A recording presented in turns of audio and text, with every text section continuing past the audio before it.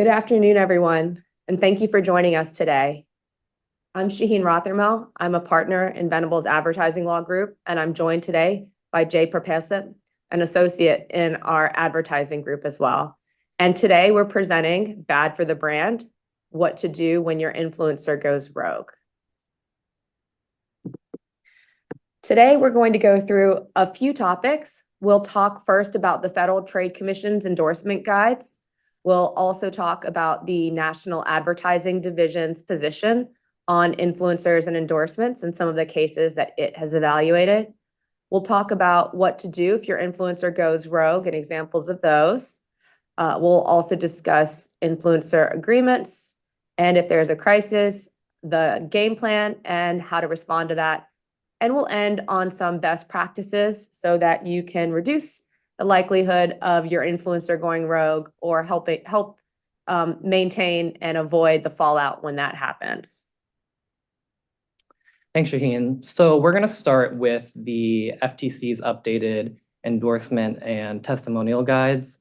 We're not going to go through them in the entirety, but we'll just kind of give you some general guidance. So as many of you in the audience probably know, in June of last year, the FTC updated its guides and also released a rather lengthy FAQ titled "What People Are Asking." Now, these guides are not law, but they do provide signposts and guidance on what the FTC considers false and misleading advertising when it comes to endorsements and testimonials. And it is possible that the FTC could bring enforcement actions under Section 5 of the FTC Act, which generally prohibits, unfair and deceptive acts and practices. And what is likely to happen is the FTC could move for injunctive relief. It could also allege that the company and influencer were on notice that the alleged practices were in violation of the FTC Act. And it also could tack on kind of these allegations as part of a broader suit containing other allegations. That's absolutely right. And we see a lot of questions recently about what we anticipate is going to happen with the new administration and the new FTC and how the FTC is going to treat various types of practices and what its enforcement priorities will be. We obviously don't have a crystal ball, but what we've seen even in the past couple of month or so, has been that the FTC has been targeting what it considers to be more egregious fraudulent activity. We haven't seen a lot of movement yet on the endorsement and testimonial guides on the FTC side. That's not to say that that's not going to happen, or that, as Jay said, the FTC might use the endorsements and testimonial guides to say that your influencer did something wrong. That was a deceptive door opener, and now you've done something else that the FTC will pursue monetary relief for under one of the other regulations that it enforces.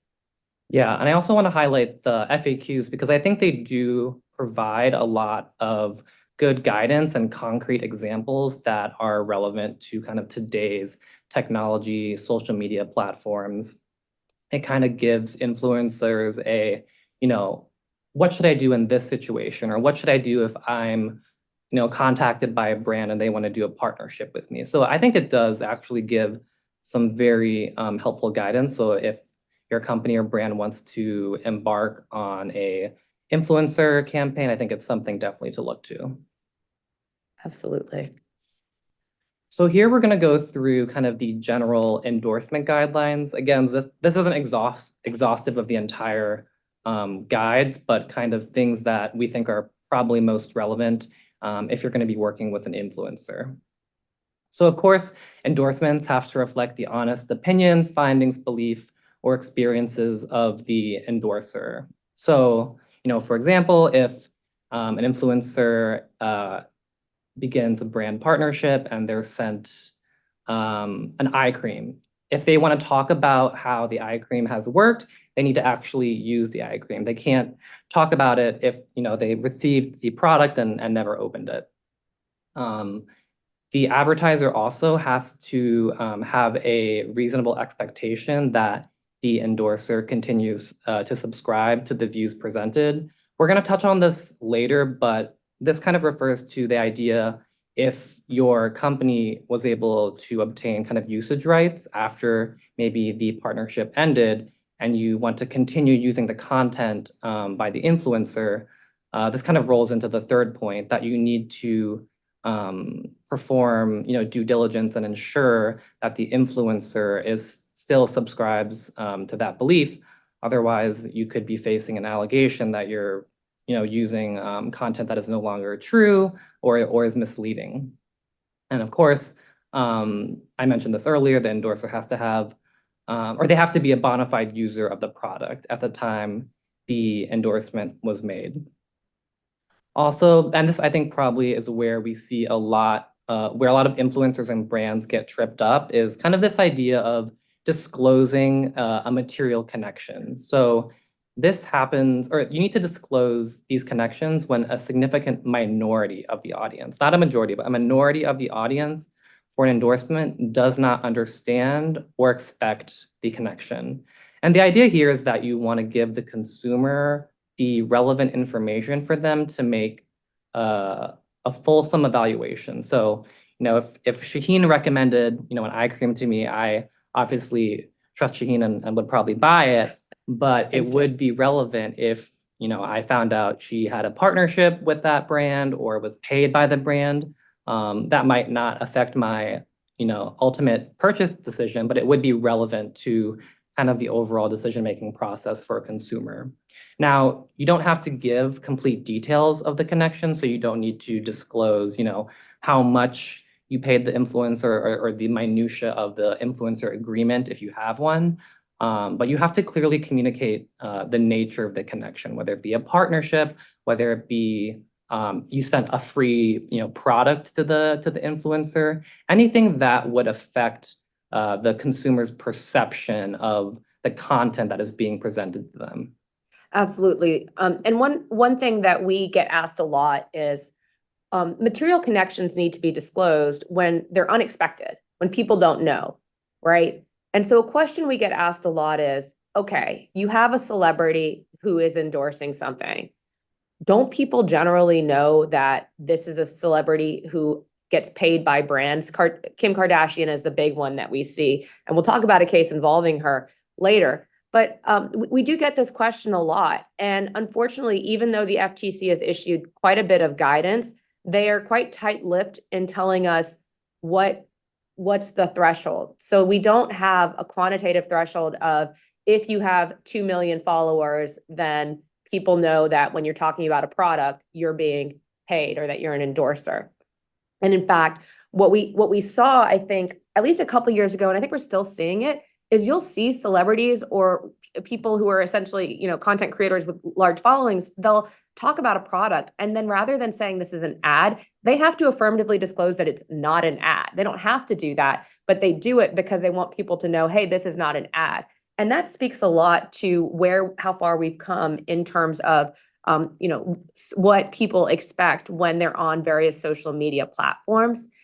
And what's interesting about this as well is that the FTC has not so far issued any type of real study or analysis of consumer perception surrounding material connections. And that is something that I think we're really waiting to see, because I suspect that once we get that data, we will learn that consumers who are looking at social media really do understand when something is or is not, being paid for or compensated. And I suspect as well that as more of these cases come out, that we will see consumer surveys and perception data as those get litigated over these issues. Yeah, I think it speaks to kind of like consumer sophistication. These social media platforms just used to be a place for posting content, but now some of them are marketplaces. People buy a lot of items and products via platforms. So there's kind of an expectation now on the consumer side that a lot of the content that is in their feed is an ad, to Shahin's point of people having to say, this is not an ad, because some consumers don't like that. They prefer to have non-sponsored content because some people think that's more authentic or genuine. Right. I mean, I don't like to go on my whatever Instagram feed and just scroll through and see a bunch of people talking about various products. I want to see some content. And it's funny too, if you speak to people who are in this, in this arena, they oftentimes don't like the term influencer. They say, no, I'm not an influencer. I'm a content creator. And again, that's exactly what you're talking about, Jay. So here we're going to talk about kind of how to make these disclosures. Now, the FTC calls it clear and conspicuous, and this standard has been around for a while, but the FTC has kind of added a little twist to it. So clear and conspicuous is when a disclosure that is difficult to miss, easily noticeable, and easily understandable by the ordinary consumer. Now, in the guides, it says that the disclosure is unavoidable. So this is kind of a new add-on and kind of reemphasizes that these disclosures can't be, off to the side or hidden in a caption. They have to be really upfront without the consumer taking any affirmative action to see the disclosure. So the disclosure has to stand out from surrounding text or audio by its color, font, size, location, speed, cadence, and depending on the context, should appear in the same medium of the triggering kind of claim or ad. So, if the influencer has a video post on a social media platform, they should, disclose orally. They should say, hi, I'm doing a partnership with, X company. It's probably best practice to superimpose type of disclosure on the screen. We don't see that too much. Instead, what typically happens is we see the influencer put in the caption a disclosure. And that can be tricky, and that kind of jumping to the last point. The social media platforms do have their own tools that are meant to kind of inform the consumer, but a lot of times that would not pass muster under the FTC. A lot of times they're kind of small, they can be cut off. Maybe there's other content that is distracting the consumer away from the disclosure. So it's best practice to kind of make the disclosures as clear and conspicuous as possible and not just rely on kind of the ready-made platform tools. That's right, Jay. And I think that to your point here about the platform tools, I think the issue here with the FTC, I don't know that I would necessarily say that those are insufficient, particularly because when a platform provides a tool and people begin to see it and become accustomed and acclimated to it, then that just becomes part of the experience and then they understand it. But at the end of the day, the FTC's what they really want is this to be in your face. I mean, as with all disclosures, they just want everything to be completely in your face. And we see, a lot of pushback because people say, look, I don't want the first part of the caption to say #ad. That feels weird. It's not organic and things like that. And the FTC is sort of that guidance on what is a sufficient disclosure, like #ad, #sponsored. Does it need to be, sponsored by a specific brand? When you're doing that, can you do it all as one hashtag, or do you have to have underscores? And the NAD actually spoke to this. So the FTC is actually becoming pretty myopic in its guidance about what you have to do. And NAD is really taking that and running with it as our plaintiffs' attorneys. But just knowing that the FTC is very, they're very stringent in their guides on what and how you need to disclose. The other thing that we're seeing that is difficult is when, let's say, I have the eye cream that Jay was talking about, but I also am getting paid to talk about a shirt. So then now I have two products that I'm sponsored by in the same post, and then you have to disclose it in some way that is informative, not confusing, and doesn't take over the entire post for the consumer. So we'll talk about this in a little bit, but if you are working with an influencer, maybe having guide rails about that, about ensuring that, hey, if you're going to talk about my eye cream, you can't talk about somebody else's product in that same post because we want to avoid the issues here that could happen. Yeah, and we recognize definitely as, compliance lawyers, there's always a tension between the creative, the marketing, business side, and legal, because, legal often wants to have, #ad, size 80 font on the video, and, that's just not going to work for a business purpose. So kind of getting everyone together and on board and having kind of a plan of how to make effective disclosures while also making an effective advertisement is something definitely to be kind of worked through as an entire team. And there are ways to do it organically. I mean, what I've started seeing on the videos is something like, oh, I am a paid partner of XYZ, and this is what they gave me this to try, or I got this to try, and this is what I thought about it. And just saying it as simple as that. Look, it's not the best maybe from a consumer experience, but it works. And there are other ways to do it. There are other ways to do it, and so that it's not so clunky. Let's talk a little bit about the National Advertising Division. By way of background, the National Advertising Division of BBB National Programs is it's non-governmental, it's a dispute resolution body that reviews advertising either on its own initiative or through challengers. So if I'm a competitor of Jay's, I want to challenge one of his ads, I bring it to the NAD, and the NAD has staff attorneys that evaluate those claims, and we have the opportunity to go back and forth on substantiation and whether or not it's deceptive. And then, NAD will issue a decision that is public. It has a whole case library that you can look at, as well as press releases. And so what we often do as compliance attorneys, and when we're looking at these things, is we look to the NAD's guidance on these issues. Again, the NAD is not a court; it's not the government, but it does provide very helpful guidance on best practices. It has a higher standard typically than most courts have when evaluating these types of claims or claims generally. But we have seen courts who will cite to NAD cases saying, look, NAD has looked at this, and we believe that that's helpful because NAD has the authority and the experience in this area. So here are examples of some NAD cases that it has recently evaluated. Beginning about 6 months ago or so, NAD began a sweep on its own initiative of various influencer advertising, and it has looked at a few different companies. One of them is Fabletics. It's looked at a couple others as well, and it's basically brought inquiries and said, hey, is your ad sponsored? And if it is, why is there no disclosure?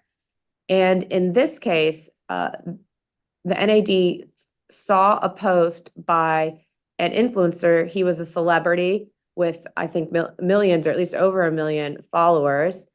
He was also an equity owner and brand ambassador for Fabletics, and he promoted the brand. But what NAD said is that he didn't always have a disclosure in all of the ads.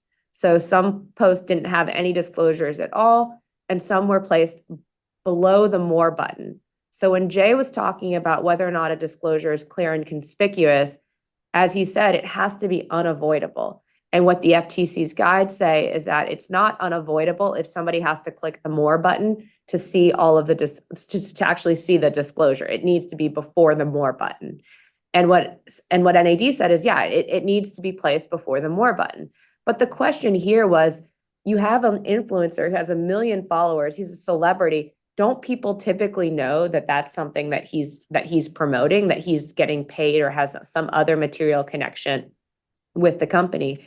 And the NAD said, it looked to the FTC's endorsement guides, and it says, if a significant minority of people don't recognize the financial ties to the brand, then a disclosure is required.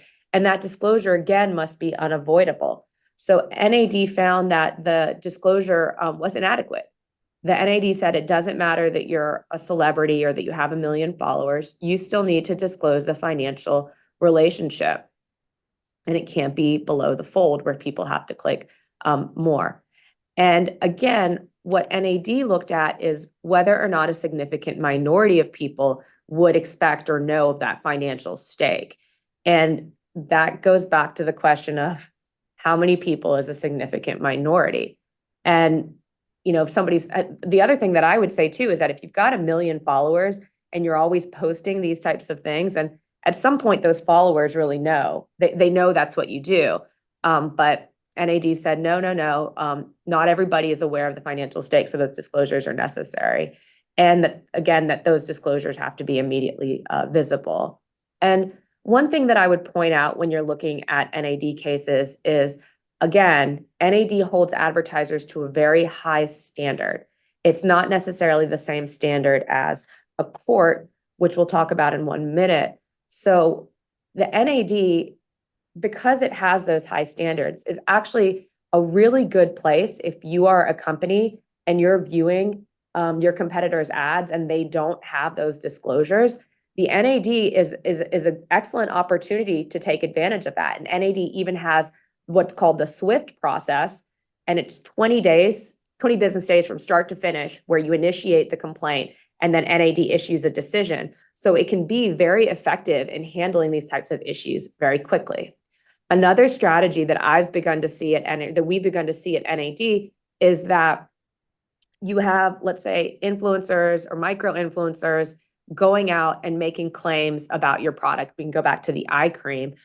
Maybe you have an influencer going out and making a claim saying that this will make you look 30 years younger. 20 years, I don't know. Yeah, we wish. Yeah, I know, right? But it'll make you look 20, 30 years younger.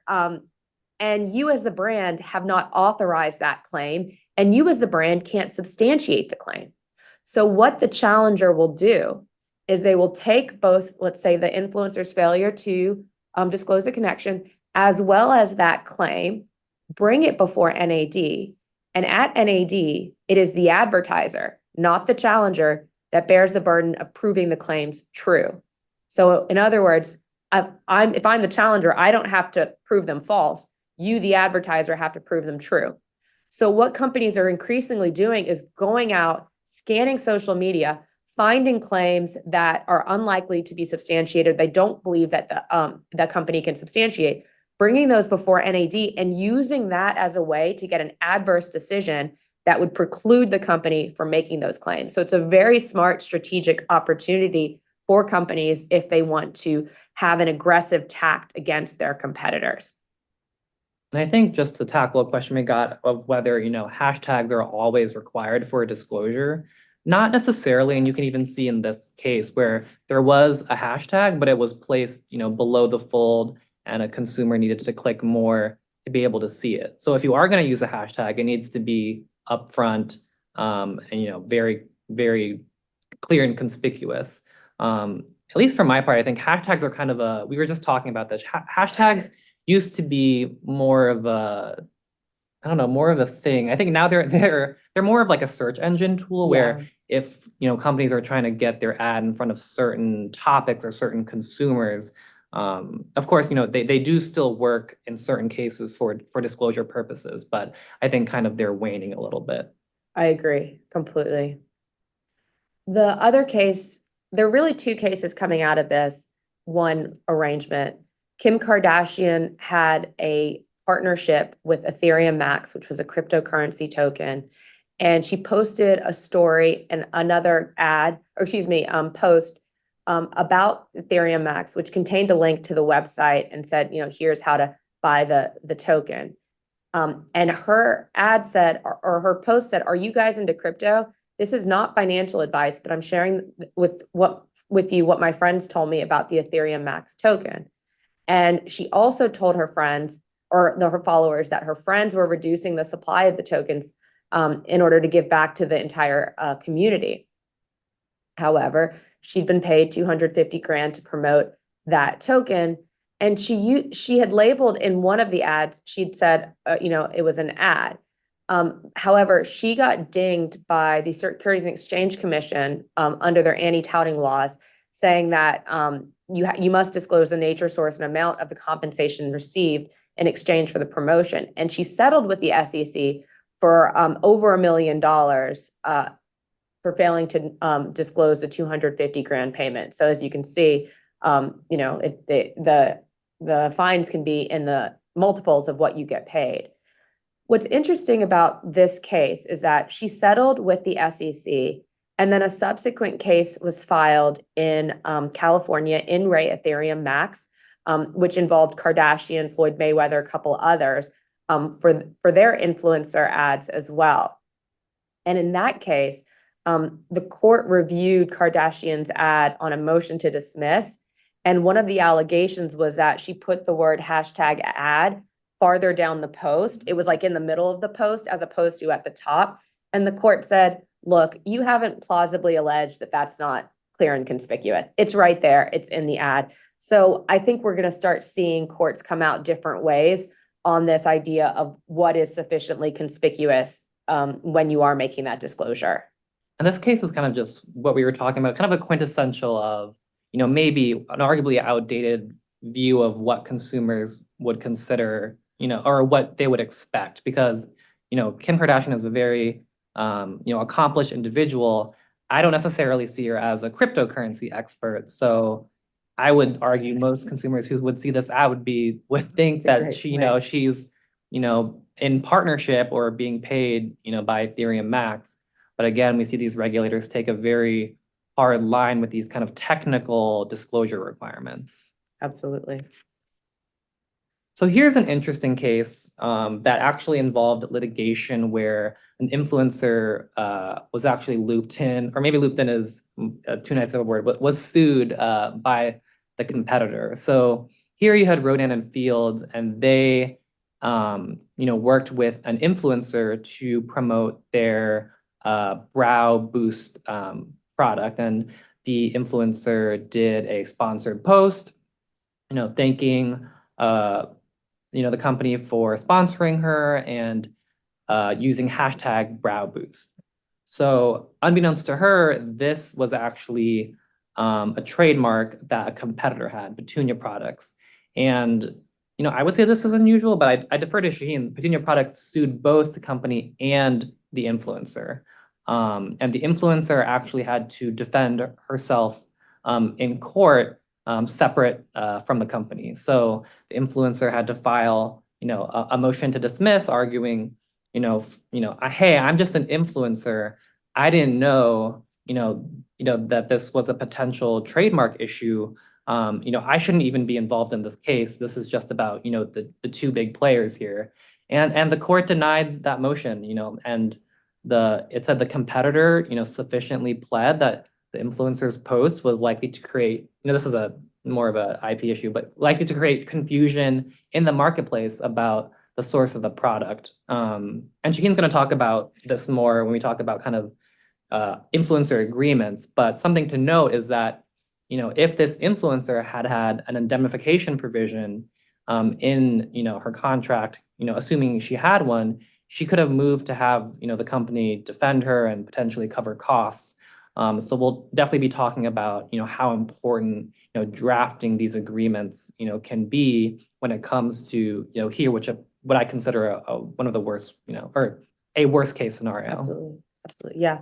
No, and then who indemnifies who in that case? And does the influencer even have money to defend themselves? And I'm guessing that's going to cost more to defend than was received in compensation.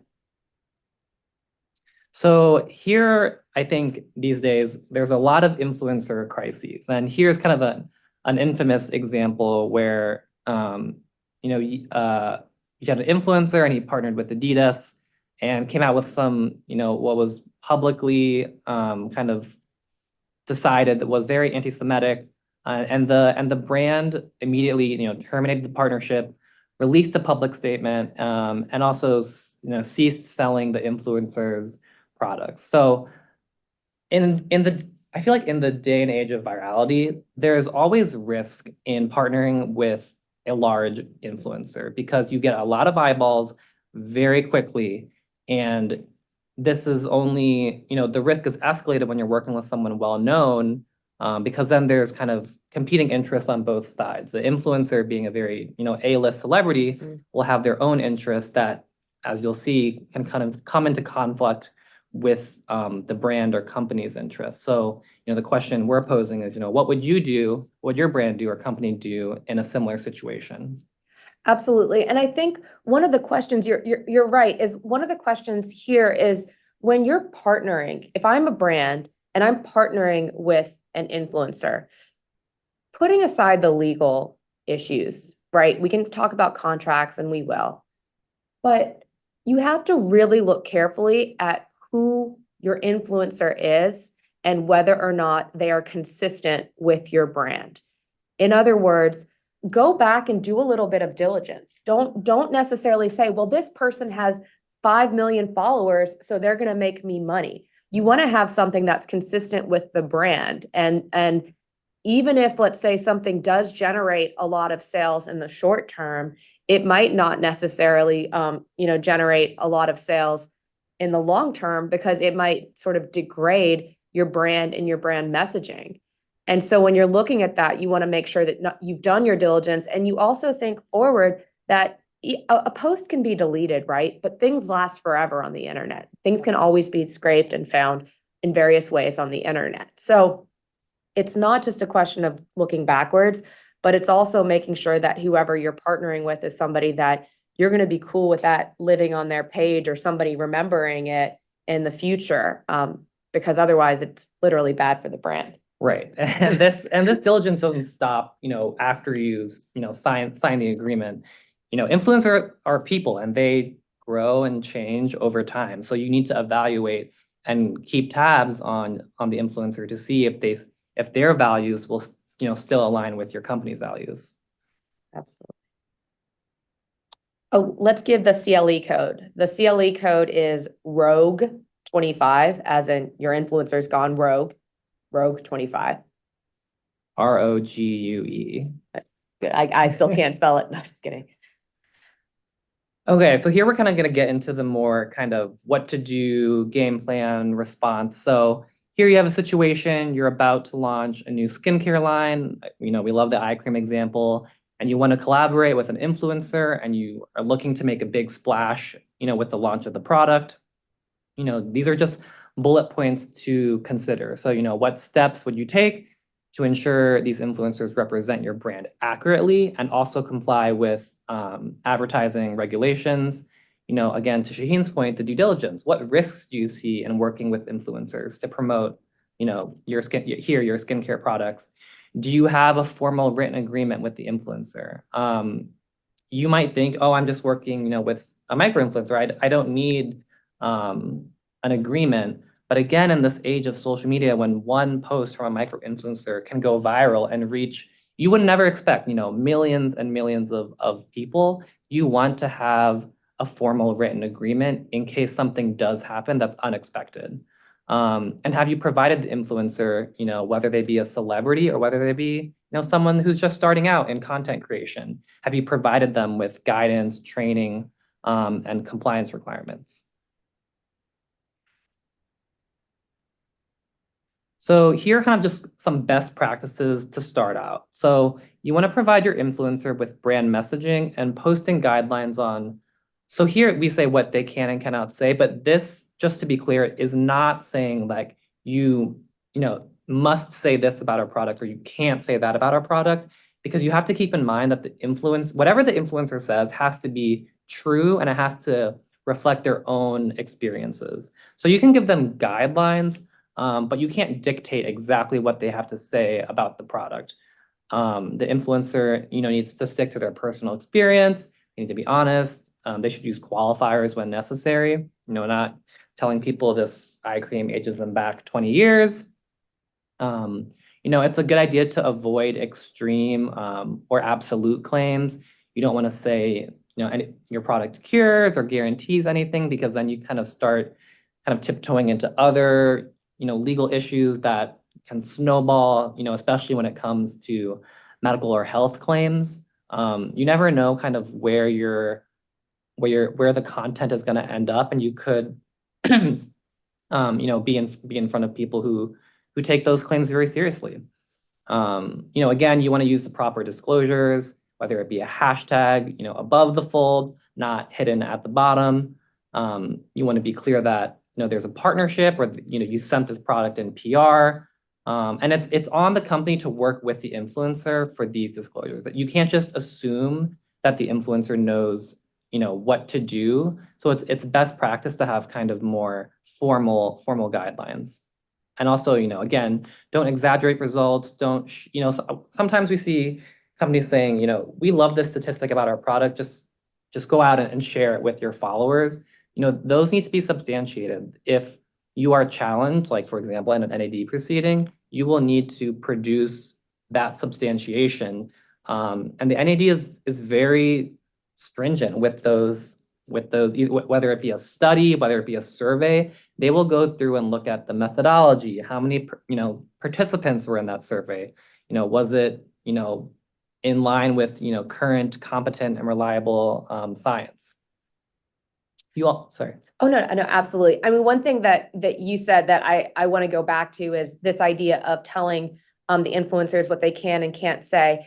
What we'll often see is, okay, we want to focus on maybe more of what they can't say and just letting them know the types of claims that they should stay away from. An example would be if you're in the FDA regulated space, you're doing a dietary supplement, you're not allowed to make drug or disease claims, making sure that you tell your influencers that they're not permitted to do that. Even if they do believe, let's say that the dietary supplement cured one of their diseases, they can't talk about it because you can't say that as your own brand. So remembering that you cannot say indirectly through an influencer what you would not be able to say directly. And one of the questions that we'll also get sometimes is, should we have pre-approval, like review and pre-approval rights for our influencers? And because this idea of you don't know what they're going to say, you don't want to end up in an NAD challenge or a court challenge involving something they said. So, and that's a very case specific issue, is if you're going to have a lot of exposure and a lot of eyes on the ad, you're using a celebrity or somebody who's got a lot of followers, then I would say, yeah, you want to take a look at what they say before they say it. You don't want to edit it to make it better than it is and unsubstantiated claim. But on the other hand, you do want to make sure that they're not going out and they're not going to get you in trouble. Right. And with pre-approval, there's also, again, that tension between you want the influencer to be able to influence, and a big part of that is them staying true and authentic to the, their persona and the content that they've created. So you don't want, a rote, script for them to say. So you also want to consider, create a social media influencer training program, especially if you work with a lot of influencers, or if you plan to send, I see this a lot, a brand will just send a lot of PR to a bunch of influencers. It's best to have a uniform policy there so that everyone is kind of on the same page and the company doesn't need to engage in an individual by individual, training and guidelines. It's often easier, especially when you're doing kind of these mass influencer campaigns, to kind of do it all at once.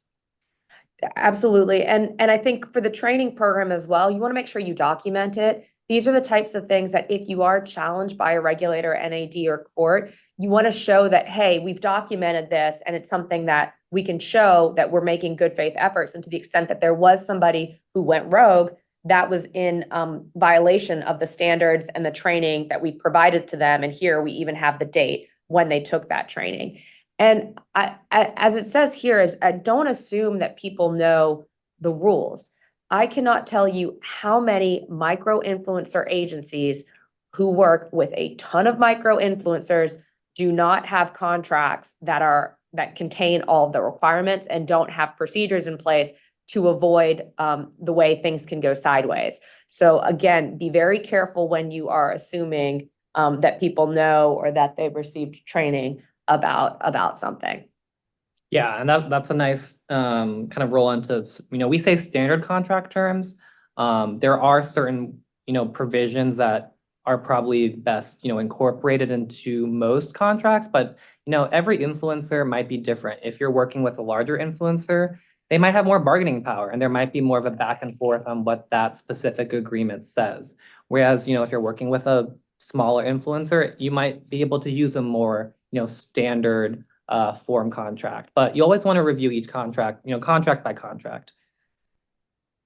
Speaking of contracts, here's some of the big issues that you should be looking at. First of all, who are the parties? This seems pretty straightforward, but if you're using an agency or another agent of record for the influencer, then making sure that everybody who is in this chain is going to be included in the contract if necessary, so that everybody knows what their obligations are and the people who need to be on the hook when something goes wrong will be on the hook. The term, what's the length of the contract? This becomes important if you have multiple posts over time, or if you want to ensure that the post is going to stay live for a certain time, or if it's a video that's going to go on multiple occasions, making sure that that is very clear for the contract. And along those lines as well is what happens when the contract is terminated. You don't want the influencer to post something for a week and then delete it. You want to have that up there. The services or deliverables, be very clear about what you want the influencer to do. Is it a video? Is it 30 seconds? What are they going to be talking about something? Are they going to be at a specific place? They're going to be outside. The number and frequency of posts. Really make sure that you're drilling down into those details, because the devil really can be in the details in some of these cases. Compensation and payment schedule. Be really explicit, because a lot of times what can happen is somebody goes to one shooting day and then they film for 3 hours and then something happens. They need to come back the next day and they haven't done so, and you've paid them up front, then you're out your money. I've actually seen this. This is more of a trend I think I've seen on social media, where the company and the influencer maybe has a disagreement about compensation. And especially for smaller and medium-sized influencers, one brand partnership can mean a lot to them. And so I have seen influencers come out and say, hey, I know I had this partnership with a brand, but they haven't paid me. I'm still waiting for a payment. And they'll go through the whole story. And this potentially could undo the entire point of the partnership. It's bad for the brand. It's bad for the brand. All the good things the influencer said about your company, your product, your service, kind of just goes out the door, because everyone always loves, for lack of a better word, drama, Yeah, or tea, bad news, yeah. the tea. They want to, when they see, someone saying, hey, let me tell you a story time, as they say. Sit back and spill the tea. Yeah, they want to see, all 18 parts. So you want to be careful if you do, for whatever reason, decide to either withhold compensation or delay compensation, because that can snowball very quickly. Absolutely. Exclusivity. You don't want to have your influencer talk about you one day and then somebody else, your competitor, the next day. So be very explicit. And when you're talking about exclusivity, think about how you're going to define the category. Is it going to be very narrow? Is it going to be just eye cream, or is it going to be all cosmetics that they're not allowed to talk about for a certain period of time after they promote yours? Approval rights. That was what we were talking about a little bit ago. Are you going to review and approve the content before it is posted, and making sure that it's very clear? And if you require them to make changes, have that timing set there. Like, these people are artists in some ways. They might not be as good about keeping to a schedule. Make sure that's there. The other side of this too is that making sure you have takedown rights. So if something goes sideways, you want to ensure that when you tell the influencer to take something down, they're going to take it down within a certain period of time, because if they have a bad ad can go viral so quickly. And you want to be careful about that. And if somebody has an agent that they're working through, you're not talking directly through the influencer, you got to build that in. That's going to take more time. It's going to be a game of telephone. IP ownership, we were talking about who owns what rights to what, because you can't force somebody to give you their entire likeness and personality. That's just not something you can transfer through IP, but you can transfer some types of usage and ability to display and republish the ads. And that goes into number 8 on the use rights. Again, the brand policy, the FTC endorsement guides, really be clear about what people can do and can't do under your brand policy and under the endorsement guides. Representations, warranties, indemnification, termination, those are all important really to any contract. They're important here too. And again, we'll talk about this a little bit, but indemnification, when you're looking at a micro influencer, that's oftentimes not worth the paper it's printed on. Because if you get sued for $1 million and you paid this influencer $1,000 for the ad, good luck having them get attorneys and then pay the $1 million out, right? But what you can do with that indemnification, we might be talking about this in a little bit, actually. We'll talk about it in a little bit. But then also having a morals clause so that you avoid that Adidas example that Jay was talking about earlier. If somebody falls into disrepute, you want to make sure that you can terminate, stop compensation, and do what you need to do about dealing with that fallout. And along with that as well, non-disparagement. They can't disparage the brand. You can include that in a contract. However, that might not be worth the paper it's written on, because you have the influencer go out, tell that story, and what are you going to do? Sue them? Then the influencer goes out and tells that story too. And I don't know how that's really disparaging if it's true. So again, keeping these things in mind, that you want to have these agreements, but you really need to think practically and play out the different scenarios before you just go willy-nilly off into the night there. Representations and warranties, those are, generally in every contract, but specific to influencer contracts here. You want to make sure that the influencer is ensuring and representing that what they're going to say is true at the time. In other words, that they're following the FTC's guidelines. They're not lying about the product. Hold on, somebody just asked about insurance coverage. I always recommend looking at your options for insurance, particularly if you're going to have a big campaign. So I would certainly recommend taking a look at that. And that's something we do a lot. Another representation and warranty that you want to have is that the influencer hasn't entered a conflicting agreement. Remember how we talked about prohibiting the influencer from promoting one of your competitors? Well, you want to make sure that the influencer that you're agreeing with hasn't already signed another agreement where that one said she can't talk about other competitors' products. So have that.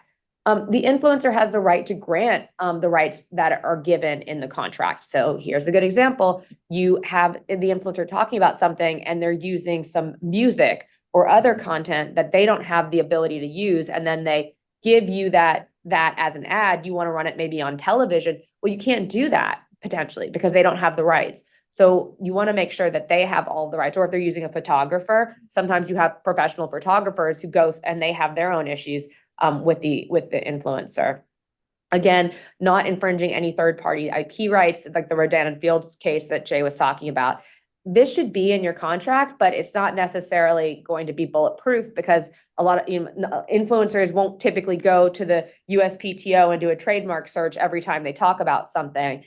So again, just being careful. And that's another reason why you might want to have pre-approval rights on that so that you can review and do your own search within your legal department or with outside counsel. And again, representations and warranties that they're going to comply with all applicable laws.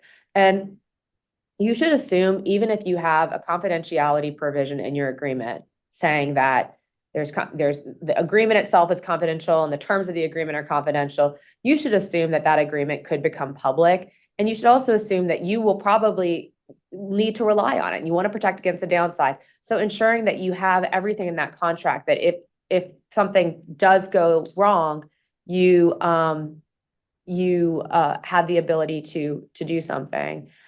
We have a question here about affiliate programs. Affiliate marketing, when you're using a network, that is you have less control, right? The more people that are between you and the content creator, that's one chain of control that you have less of. So you need to build those things into your contract. So there's protections. You need to make sure that the network is bound by terms of the contract, and making sure that that you have rights from the network to go to the affiliate or the influencer downline. And sometimes the network, making sure that you're able to terminate specific affiliates without needing to terminate the full contract, pausing affiliates and things like that. And yes, there is a lot less control from a contractual side, but if you're monitoring what your influencers are doing, which you should be doing, then you have some control on the back end to make sure that you're able to sort of quickly resolve issues as they arise. Indemnification, this is a big one. We talked a little bit about the fact that it might not be worth the paper it's written on because somebody might not have the money to defend and indemnify you. But that doesn't matter. You should still, to the extent that you can get an indemnification provision that discusses whether the influencer will defend and indemnify you in the event of a lawsuit or an investigation. We like having these clauses, even if somebody cannot in reality indemnify you. Why? Because if you get sued in court for something that the influencer did, and maybe you don't have a motion to dismiss because it's a facts issue. It's really hard to win on a motion to dismiss if there's a factual issue, which there really often is in these advertising cases. But you still want to get your side of the story in. Often the way to do that is to do a cross-claim for indemnification against the influencer. And when you do that, then you get to have essentially your own complaint that lays out your own facts. That way you've reoriented the court so that they're not just looking at what the plaintiff is saying bad about you, but you're saying, hey, we're suing this influencer because look at all the things that we told you to do and you did them wrong. And then you might even attach that agreement as exhibit to that demand for, to that cross claim for indemnity. Yeah, and if you do end up in litigation, there's a whole subcategory of content now where influencers will cover litigation. So you should be aware that anything you put in a court filing is going to be picked up, not just, by attorneys like us, but also the public, because, you have these influencers who like to do a breakdown Absolutely. of emotion. Yeah, I mean, I think that's what's really exclusive to what we're talking about as opposed to general advertising, is that this becomes not even so much of a legal issue or even a brand issue, but the practical issue of these are people who are essentially artists who are really, really good advertisers. These are expert advertisers at getting eyes on their content.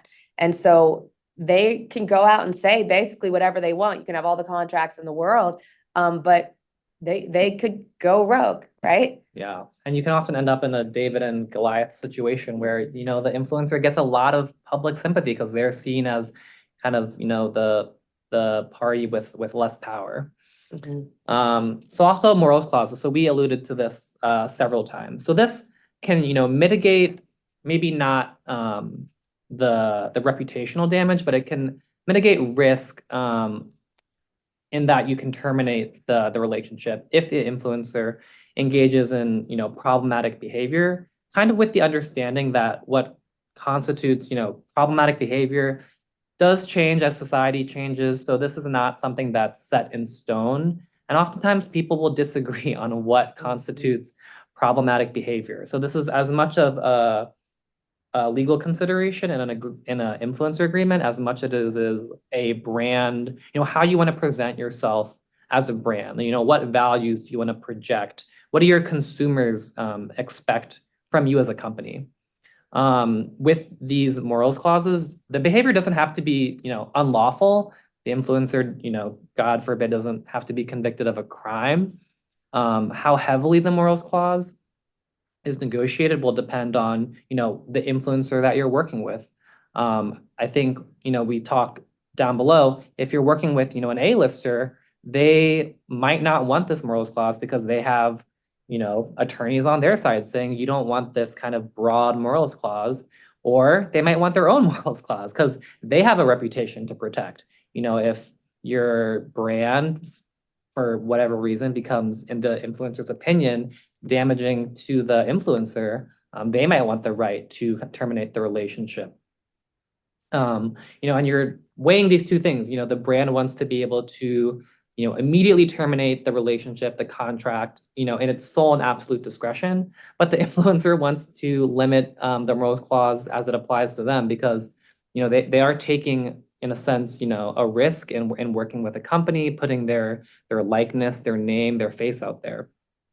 And you also want to consider whether the clause covers conduct that occurs before the parties entered into the agreement, because, we keep saying you want to do as much due diligence as possible, but it might, there are, I've seen cases where, an influencer is hyped up, they're ready to go, and they start, working on the campaign, and something comes up from 5 years ago because in The video, yeah, you people, have internet sleuths out there. yeah, and or somebody, you have a hater, right? Like somebody goes viral and then their college enemy says, hey, I got this video of them at this party doing whatever.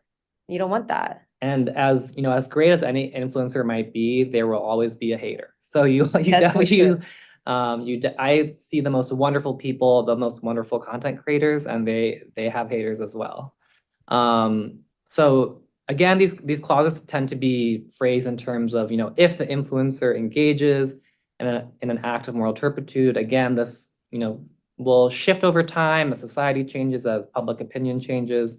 But essentially you want to protect your brand and your company's reputation. And more so it's the business decision of whether to invoke this clause, assuming you have this, have it drafted correctly. This is very much a brand reputation image of how you want to present to the public, because, the likelihood is if you do invoke the morals clauses, it's going to become a public facing issue.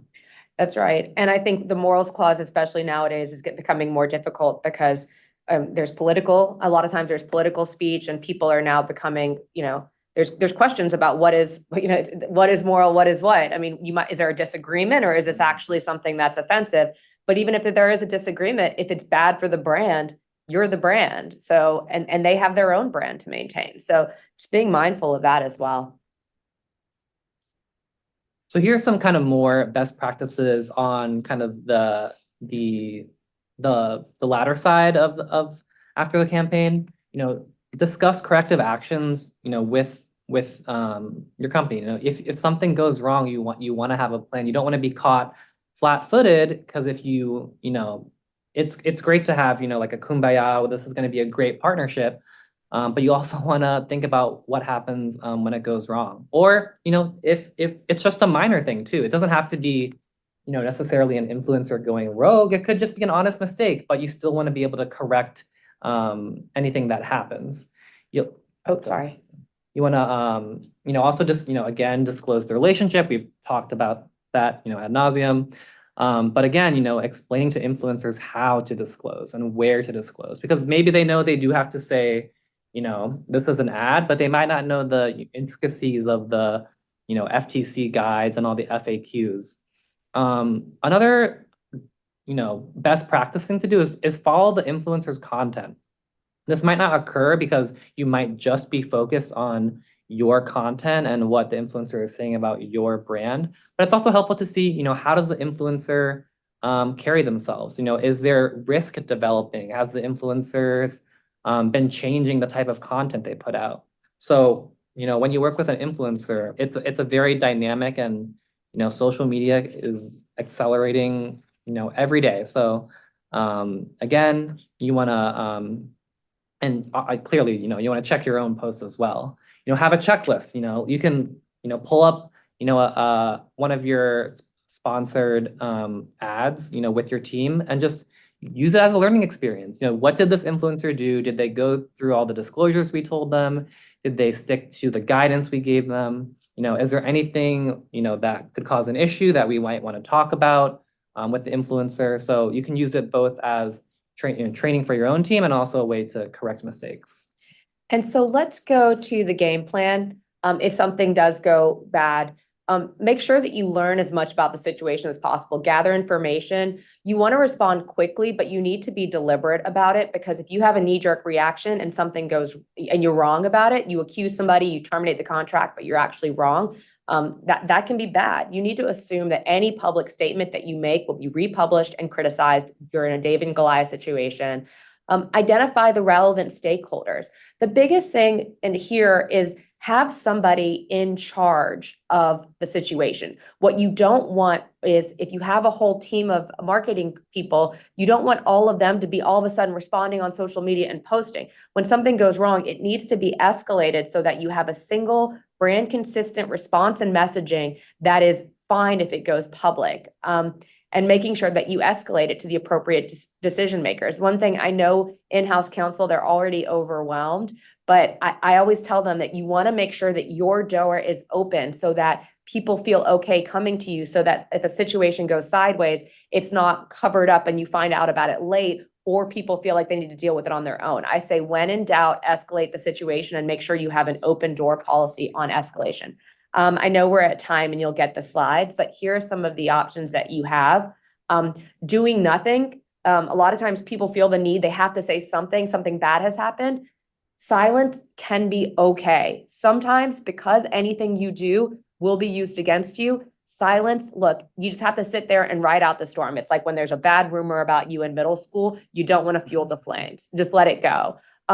Adversarial. In some instances, you do want to get adversarial. If you have a big A-lister, it might be okay to send a demand letter and let them post it, right? That's okay. Back channel conversations, I often find these to be really good. You just pick up the phone and you have your people call their people and make it a friendly conversation to come to an agreed upon response. Sometimes it's better not to put things in writing for the same reasons that we just talked about. And when things go really badly, a lot of times it makes sense to engage legal counsel, particularly to ensure that you have privilege over the communications. I know we're 1 minute over. We had a lot of questions. We're going to answer those after the presentation. We'll send you guys emails. But if you have questions, you can reach out to us directly. Our contact information is here. And we had a really big audience today. So thank you so much for joining. This has been great. Thank you.